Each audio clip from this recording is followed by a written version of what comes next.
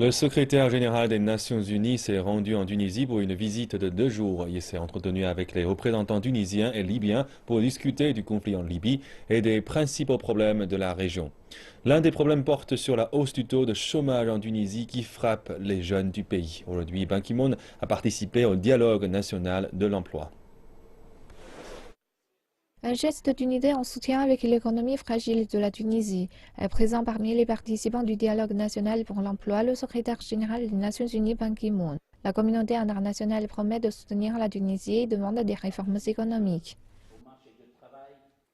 Quelques 200 000 jeunes Tunisiens sont en...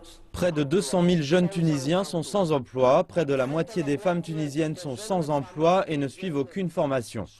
Mon message est que la communauté internationale soutient la Tunisie et qu'elle collaborera pour faire coïncider la transition démocratique avec une croissance économique et des progrès sociaux.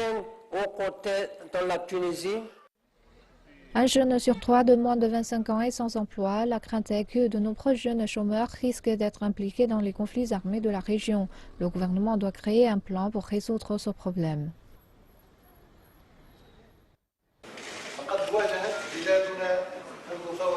Depuis la Révolution, notre pays est confronté à plusieurs défis qui touchent tous les domaines, dont la sécurité, l'économie, le social et même le législatif. Même si nous accomplissons plusieurs choses, il existe toujours plusieurs défis. Le plus important est la crise structurelle que notre plan de développement souffre et son effet sur le marché de l'emploi.